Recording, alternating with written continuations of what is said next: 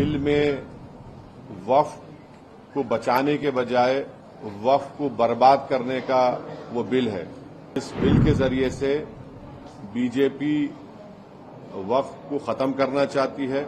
मैं नरेंद्र मोदी को चैलेंज कर रहा हूं, जो वक्फ अमेंडमेंट बिल लेकर आया है, वो उसके खतरात क्या है, उसके डेंजर्स क्या है, और उस बिल में वक्फ को बचाने के बजाय वक्फ को बर्बाद करने का वो बिल है। और हम लोग वेरियस उसमें प्रोविजंस बता रहे हैं, जो बिल के जो क्लॉजेस हैं उसका हम जिक्र करना चाहती है कि ये इस बिल के जरिए से बीजेपी वक्फ को खत्म करना चाहती है और वक्फ प्रॉपर्टीज को खत्म करना चाहती है। इससे मुसलमानों के फ्रीडम ऑफ रिलीजन में फर्क पड़ेगा। इससे आर्टिकल 25, 26, आर्टिकल 14 का वायलेशन होगा। तो ये पूरी कोशिशें की जा रही हैं पर्सनल लॉ बोर्ड की तरफ से, और फ्यूचर में personal law board public meetings भी करेगा और उन तमाम अपोजिशन पार्टी के लीडर से भी मुलाकात करेगा जिन्होंने वक्फ बिल की अपोज किया है, जैसा कि वाईएसआर पार्टी भी है, उन्होंने भी पार्लियामेंट में उसको अपोज किया है। और आइंदा वक्फ बोर्ड की तरफ से all India personal law board की तरफ से भी जाकर आंध्र प्रदेश के चीफ मिनिस्टर चंद्रबाबू नायडू साहब से भी मुलाकात की जाएगी। और बिहार में जो all India Muslim personal law board के जो जिम्मेदार लोग हैं, वो वहां पर भी जेडीयू के और हमारे चिराग पासवान साहब से भी वो लोग मुलाकात करके इस वक्फ बिल के बारे में बताएंगे। कल किस तरीके से रेवंत रेड्डी जी की प्रतिक्रिया जो है वो आप सुनेंगे, क्या होने का? तो सीएम रेवंत रेड्डी तो हमको बताए कि ऑलरेडी पार्लियामेंट में कांग्रेस के जो लीडर हैं, जो इंट्रोडक्शन ऑफ द बिल के वक्त जो उन्होंने अपनी अपोजिशन का इजहार किया था, वो जनाब केसी वेणुगोपाल थे, और उन्होंने उसका जिक्र किया। और हमने कहा कि हाँ, हमने सुना उस बात को, मगर हम उनको बताए क्लॉज बाय क्लॉज कैसे वो गलत रहेगा। तो फिर वो बताए कि उनके ही ऑर्डर पर यहाँ पर जो तेलंगाना में एक्स मिनिस्टर और कांग्रेस के जो सीनियर लीडर जनाब शब्बीर अली साहब हैं, उन्होंने भी एक कंसल्टेशन रखा था। तो उन्होंने बोले कि हम पूरा इसको और पढ़ेंगे और उनकी पार्टी की जो सेंट्रल लीडरशिप है उनसे भी बात करके ये तमाम आपके कंसर्न्स उन तक हम पहुंचाएंगे।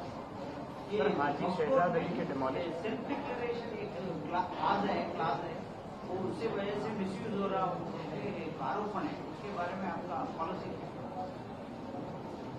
तो देखिए, आपको गलत इन्फॉर्मेशन है। वो है 1995 का एक्ट में, भाई वो फोन बंद करो या प्रेस कॉन्फ्रेंस खत्म कर दो यार। 1995 के एक्ट में सेक्शन 40 है सीओ को, जो सीओ के पावर्स है वो हिंदू एंडोमेंट बोर्ड के कमिश्नर को भी पावर्स है। और कोई भी जाकर ऐसा नहीं बोल सकता कि वक्फ है। अगर खबरस्तान दिखा, अगर मस्जिद दिखी, दरगाह दिखी, तो वो तो गवर्नमेंट प्रॉपर्टी नहीं हो सकती ना प्राइवेट प्रॉपर्टी हो सकती। तो वो पावर सीओ को थे। हमारा डिमांड ये है नरेंद्र मोदी सरकार से कि सेक्शन 40 में लास्ट 10 इयर्स में इनको पावर में है ना, वो सेक्शन 40 का अगर एब्यूज हुआ है उसके आप हमको एग्जाम्पल्स दो, या फिर अगर कोई कोर्ट का फैसला है जो सेक्शन 40 के खिलाफ बोले, चाहे सुप्रीम कोर्ट का हो, हाई कोर्ट का हो या वक्फ ट्राइब्यूनल का, वो बताओ हमको। आपके लिए कोई डेटा है क्या? बल्कि सुप्रीम कोर्ट का एक जजमेंट है जिसमें सुप्रीम कोर्ट ने कहा कि सेक्शन 40 का सही इस्तेमाल हुआ और आप आगे बढ़ो। वो जजमेंट याद नहीं आ रहा, मगर रीसेंट जजमेंट है सुप्रीम कोर्ट का वो। अच्छा, जैसे अभी हम बात कर रहे हैं तो वहीं पर दूसरी तरफ से आरोप ये भी लग रहा है कि वक्त की जो जमीन है उसका दूसरे तरीके से इस्तेमाल किया जा रहा है, मार्केट बनाए जा रहे हैं। क्या बनाए जा रहे हैं? मार्केट बनाया जा रहा है, उससे जो भी रेंट या जो भी पैसा आता है वो मुसलमानों तक या जो गरीब मुसलमान है वहां तक पहुंच ही नहीं रहा है, तो उसका दुरुपयोग भी किया जा रहा है, ये आरोप लग रहा है। नहीं, देखिए,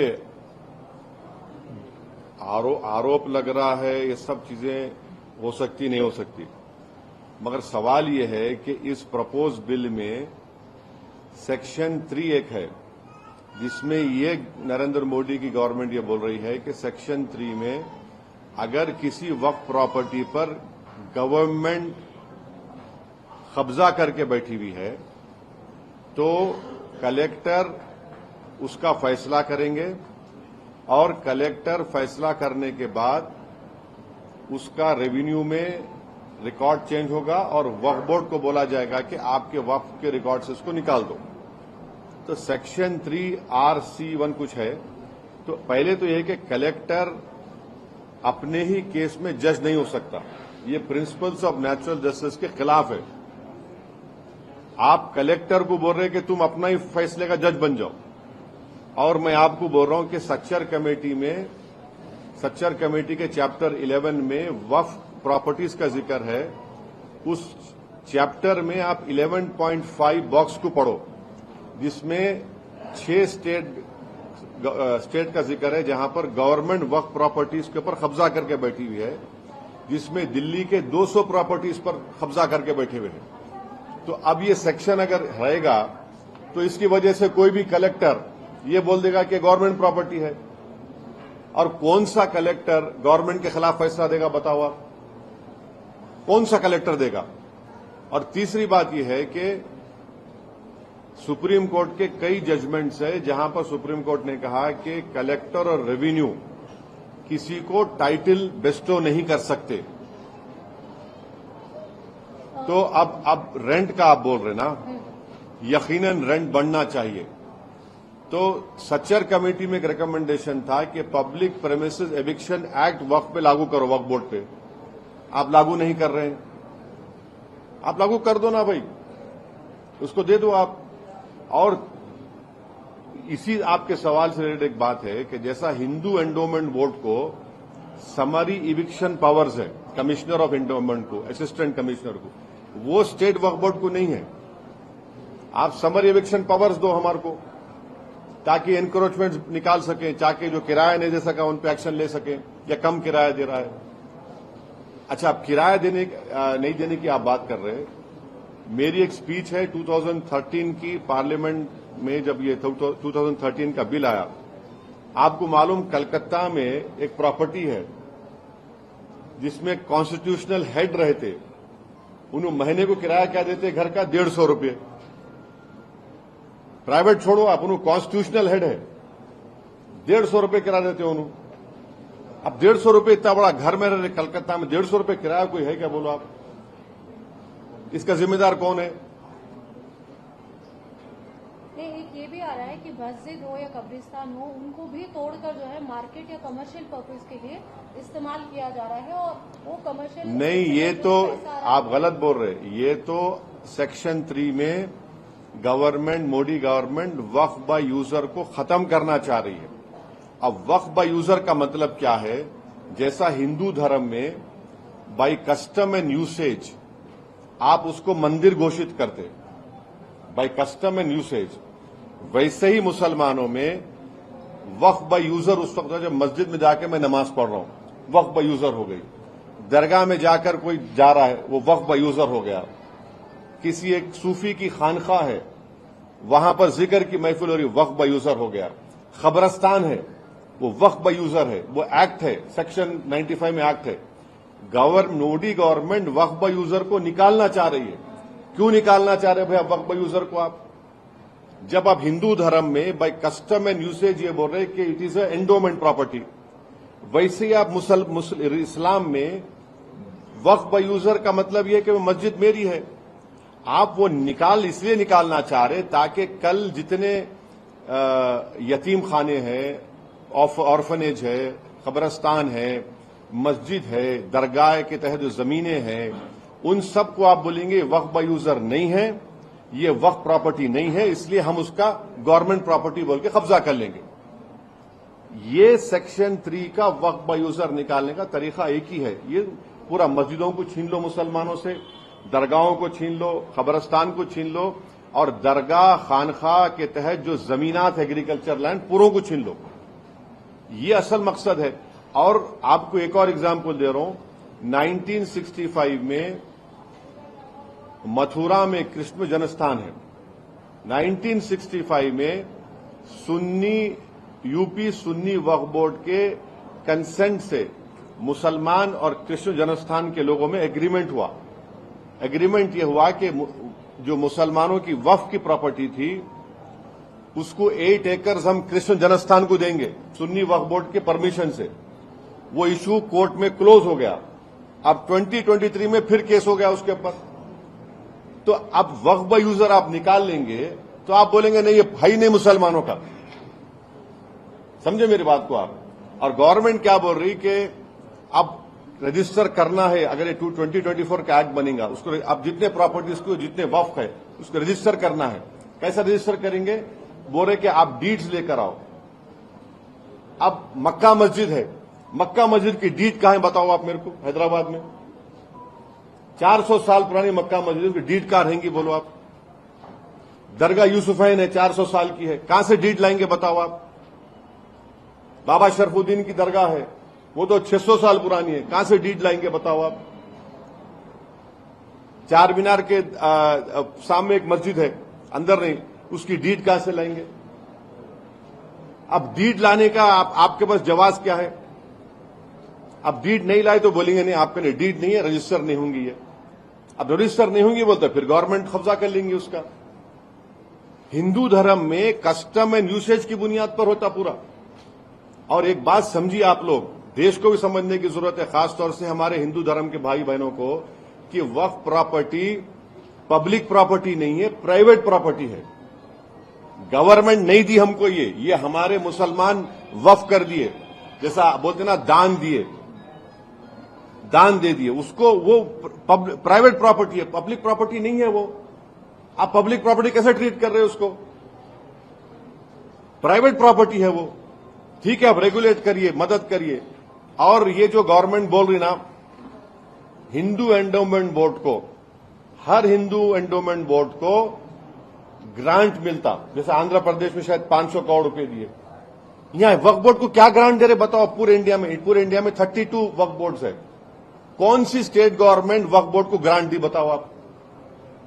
एक पैसे का ग्रांट नहीं देते आप, ग्रांट ही नहीं है। और फिर ऊपर से क्या कर रहे हैं आपके जो उसमें क्या कर रहे हैं आप, सेंट्रल वक्फ बोर्ड सेक्शन 19 है और स्टेट वक्फ बोर्ड जो है वो सेक्शन 14 में आता, 95 एक्ट में। अब उसमें क्या बोल रहे हैं कि मैंडेटरी है सेंट्रल वक्फ बोर्ड में 2 हिंदूज को मेंबर बनाना, 2 हिंदूज को। अभी क्या है, अभी कोई भी हिंदू मेंबर नहीं बन सकता सिवाय सिटिंग मिनिस्टर के। आप हमको ये बताइए। और स्टेट वक्फ बोर्ड में आप तकरीबन सिर्फ चार मुसलमान रहेंगे। अब गवर्नमेंट का प्रपोजल क्या है कि स्टेट वक्फ बोर्ड में जो मेंबर्स बनते, एक मुतवल्ली कैटेगरी का इलेक्शन होता, एमएलए कैटेगरी का इलेक्शन होता, एमपी कैटेगरी का इलेक्शन होता और जुडिशरी का, बार काउंसिल का, ये 4 इलेक्शन होते। अब गवर्नमेंट, मोदी गवर्नमेंट क्या बोल रही, इलेक्शन नहीं, हम नॉमिनेट करेंगे। क्यों नॉमिनेट करेंगे भाई? आप इलेक्टोरल प्रोसेस के खिलाफ क्यों हैं? और फिर आप ये बोल रहे कि नॉन मुस्लिम को मेंबर बनाएंगे। मैं नरेंद्र मोदी को चैलेंज कर रहा हूं और आपके सामने अब जो बोल रहा हूं आप जरा इसको गहराई से सुनिए। उत्तर प्रदेश में काशी विश्वनाथ टेम्पल एक्ट है 1983, आप लिख लो ये। उसमें सेक्शन 3 है, सेक्शन 3 ये बोलता है कि no person unless he is a Hindu by religion be eligible for being or continuing as a member of the board or executive committee or chief executive or as an employee। यानी काशी विश्वनाथ का section 3 ये बोल रहा है कि वो जो हिंदू होगा बाय रिलीजन वही एलिजिबल होगा बोर्ड का मेंबर बनने के लिए, एग्जीक्यूटिव कमेटी का मेंबर बनने के लिए और सीईओ बनने के लिए और एम्प्लॉय होने के लिए। फिर आप वही काशी विश्वनाथ टेम्पल एक्ट 1983 में सेक्शन 6(3) देखो आप, जिसमें यह बोला गया है कि where a member of the board can not perform his duties as such by reason of the fact that is not a Hindu, the person available next below him in this behalf shall be a member of the board. यानी अगर कोई member अपनी duties को निभा नहीं सकता इसलिए कि हिंदू नहीं है तो किसी और को हिंदू को बनाया जाए। आप यहां पर क्या कर रहे हैं सेंट्रल वक्फ काउंसिल में और स्टेट वक्फ बोर्ड में? काशी विश्वनाथ बोर्ड का कोई हिंदू ही मेंबर बन सकता है, मुसलमान नहीं बन सकता। और याद रखिए, हिंदू का डेफिनेशन आर्टिकल 25 में हिंदू, बौद्ध, सिख और जैन है। यहां पे क्या बोल रहे, सिर्फ हिंदू रहेगा, ना सिख होगा, ना बौद्ध होगा, ना आपका जैन होगा। नमस्कार, मैं हूं मानक गुप्ता। अगर आपको हमारा ये वीडियो पसंद आया हो तो इसे लाइक और शेयर जरूर करें और हां, हमें सब्सक्राइब और फॉलो करना ना भूलें ताकि आप देश और दुनिया की कोई खबर मिस ना करें। तो जुड़े रहिए हमारे साथ और देखते रहिए न्यूज़ 24।